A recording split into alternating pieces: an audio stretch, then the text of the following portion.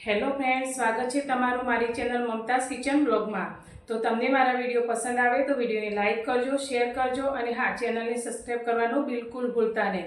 આપેલા bell icon પર press કરજો જેથી આવનારા મારા નવા વિડીયો તમે સૌથી પહેલાં જોઈ શકો। તો ચાલો આજની રેસીપી આપણે શરૂ કરીએ।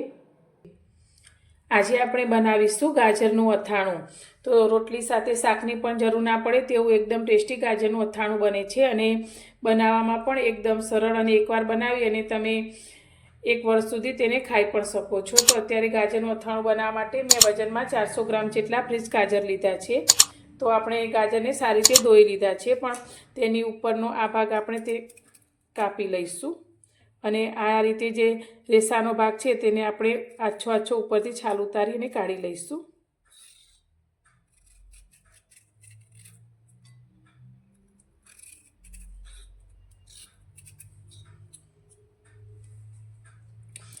તો હવે આપણે ગાજરના આ રીતે મીડિયમ સાઇઝના ટુકડા કરી લઈશું।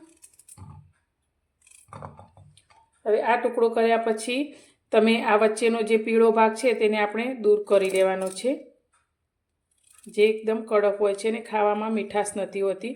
તો આ રીતે તે ભાગને કાઢી અને આપણે બહુ જાડા પણ નહીં અને પાતળા પણ નહીં, તે રીતે એક સાઈઝના બધા ટુકડા કરી લઈશું। તો બધા જ ગાજરના મેં ટુકડા કરી લીધા છે। તો આ જ રીતે આપણે મીડિયમ સાઇઝના બધા ટુકડા તૈયાર કર્યા છે। હવે આપણે એક મોટો બાઉલ લઈ લઈશું અને તેની અંદર આપણા ટુકડા લઈ લઈશું।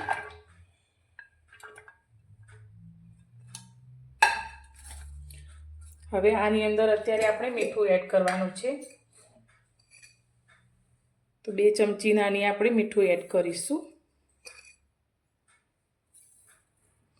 અને તેની સાથે આપણે 1 નાની ચમચી જેટલી અંદર હળદર એડ કરીશું।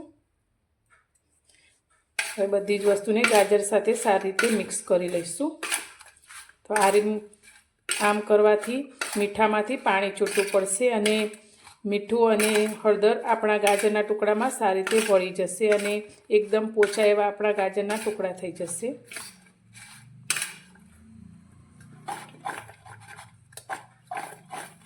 તો આ રીતે મિક્સ કરી અને હવે આ ટુકડાને આપણે 24 કલાક માટે આ જ રીતે ઢાંકી અને રાખીશું અને વચ્ચે વચ્ચે 2-3 કલાકે આ રીતે તેને આપણે હલાવતા રહીશું, જેથી બધા ટુકડામાં મીઠું અને હળદર સારી રીતે ભળી જાય।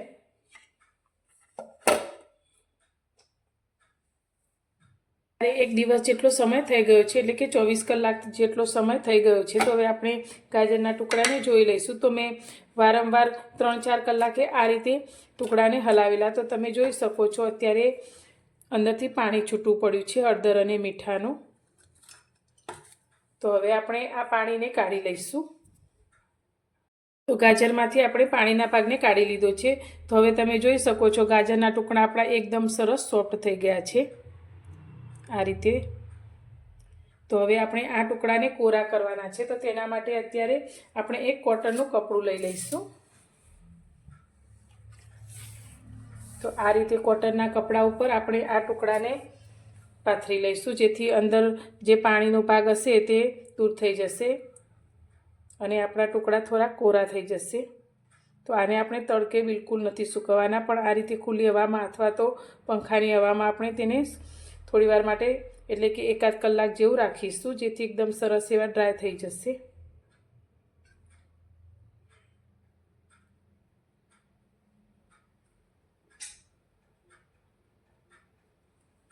બધા જ ગાજરના ટુકડાને મેં આ રીતે કોટનના કપડા પર પાથરી લીધા છે। તો એકદમ સરસ કોરા ના થઈ જાય ત્યાં સુધી આપણે તેને આ રીતે ખુલ્લી હવામાં કે પંખા નીચે રાખીશું અને કોરા થઈ જાય પછી આપણે તેમાં મસાલો કરીશું।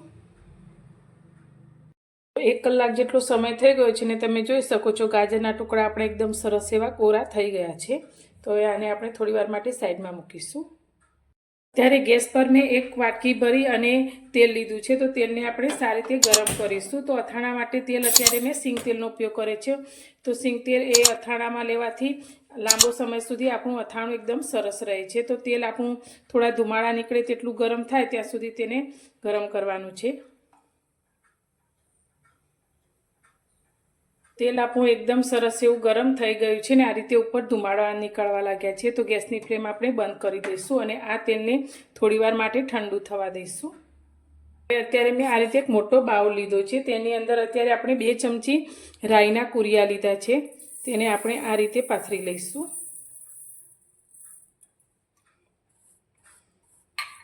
અને તેની સાથે અત્યારે મેં 1 ચમચી ધાણાના કુરિયાને આ રીતે થોડા ઝીણા કરીને લીધા છે, તે અંદર લઈ લઈશું.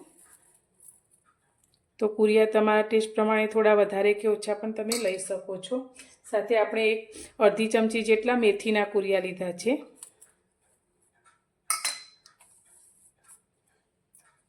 એક ચમચી આપણે આખી વરિયાળી લીધી છે. વચ્ચે આપણે આ રીતે જગ્યા કરી લઈશું.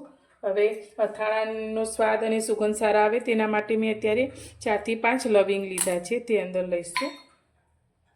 અને 1 ચમચી અત્યારે આપણે હિંગ લીધી છે. હવે આ મસાલાની અંદર હવે આપણે ગરમ જે તેલ કર્યું છે તે લઈશું. તો તેલ અત્યારે આપણું થોડું ઠંડુ થઈ ગયું છે. તો આપણે વચ્ચેના ભાગમાં આ રીતે આમાંથી અડધું તેલ અત્યારે રેડીશું.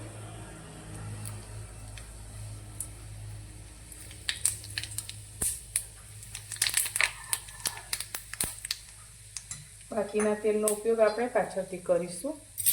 હવે બધા જ મસાલામાં તેલને સારી રીતે મિક્સ કરી લઈશું. તો અત્યારે આપણે મરચું એડ નથી કર્યું, તો અત્યારે તેલની સાથે મરચું એડ કરવાથી કલર સારો નથી આવતો, એટલે આપણે તેનો ઉપયોગ પાછળથી કરીશું.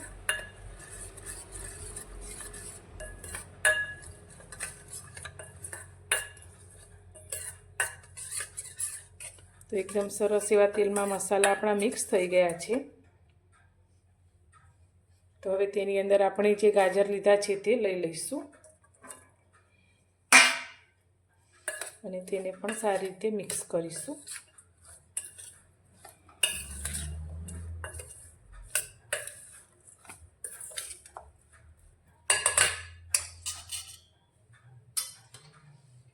હવે અત્યારે આપણે તેની અંદર મરચું એડ કરવાનું છે. તો જે રીતે તમે તીખું પસંદ કરતા હોય તે રીતે મરચું લઈ શકો છો.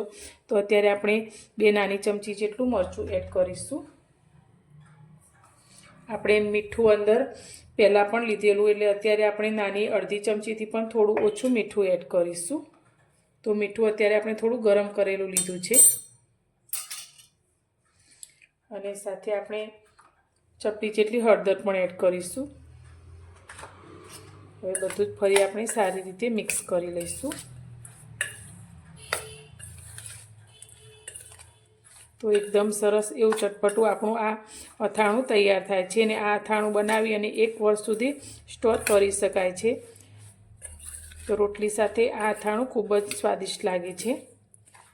હવે આની અંદર આપણે લીંબુનો રસ ઉમેરીશું, તો જેથી આ અથાણું લાંબા સમય સુધી એકદમ સરસ રહેશે અને સ્વાદ પણ એકદમ સરસ આવશે. તો અત્યારે 1 મોટા લીંબુનો રસ મેં કાઢી લીધો છે, જેને આપણે અંદર લઈ લઈશું.